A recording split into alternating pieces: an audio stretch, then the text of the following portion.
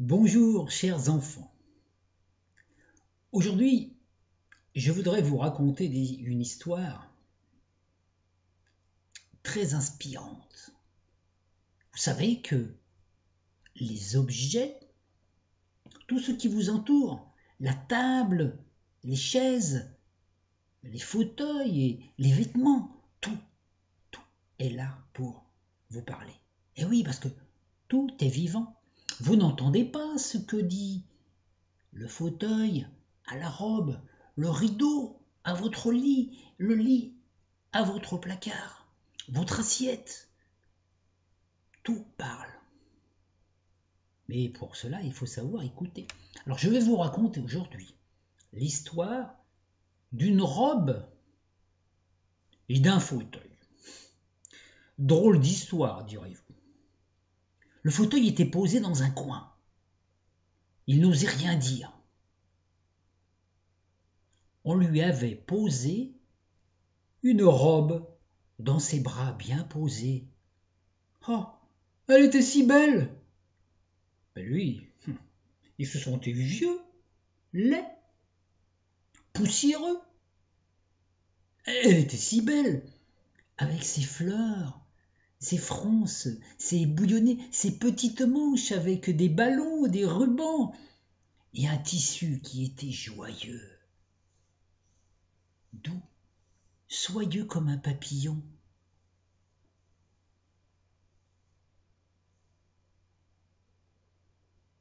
Vous ne parlez pas, seriez-vous muet?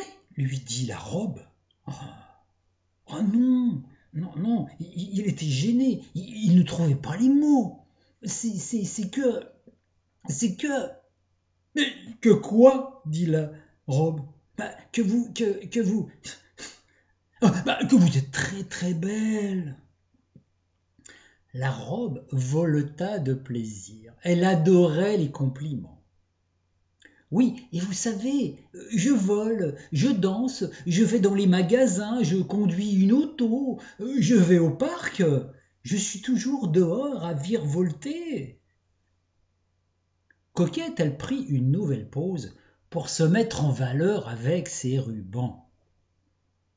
Le fauteuil, ému, perdit toute contenance et s'affaissa. Mon Dieu, que vous arrive-t-il?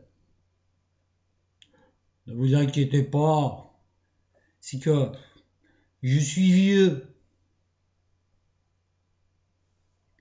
La dame de la maison entra pour prendre la robe.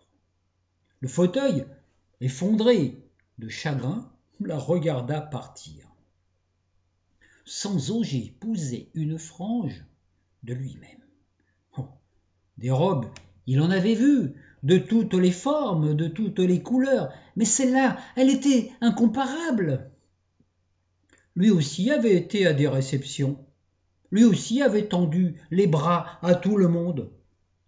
Il fut un temps où on le trouvait beau, confortable, mais on n'allait pas tarder à le monter au grenier. Ça, il en était sûr. C'était bientôt l'heure de la retraite. Et peu de temps après, ce fut fait. On le posa là dans le grenier. Il continua de s'affaisser entre les vieilles malles, les autres objets usés, les souris qui le grignotaient, les araignées qui tissaient leur toile. Il ne voyait même plus le soleil. Mais le hasard veillait. Un jour, les gens du grenier entendirent des pas. Parce qu'il n'était pas tout seul dans le grenier, le fauteuil. Oh, il y avait bien d'autres objets aussi qui avaient été posés là. Tiens, on apporte un nouveau. Qu'est-ce que ce sera? Se demandirent-ils. Un réveil, peut-être, dit la pendule. Ils en cassent souvent. Mais en fait, ce n'était point un réveil. Un vieux coussin éventré par le chat. On le jeta dans les bras du fauteuil. Ma parole, dit le fauteuil. Je reconnais cette odeur, ce soyer, ce toucher, ce tissu. Il chercha dans sa mémoire. Puis tout d'un coup, l'information y vient. Mais oui, ça y est, il se souvenait, c'était le tissu de la robe.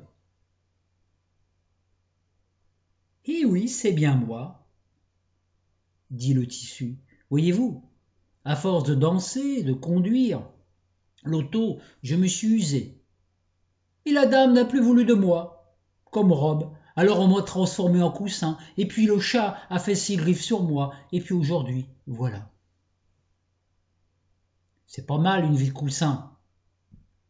On est en contact avec des choses agréables. Mais il y a les chats.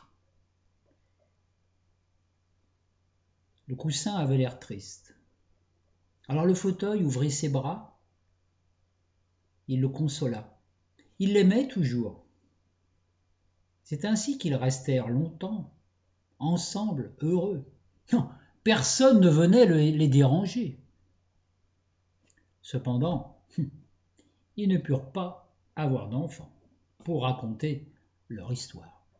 Alors s'il vous arrive d'aller dans le grenier chez vous, ou dans la cave, ou de trouver un vieil objet comme ça qui a été abandonné, peut-être que si vous prenez soin de lui,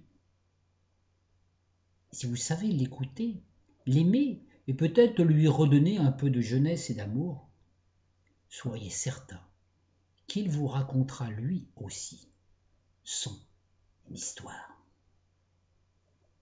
À bientôt.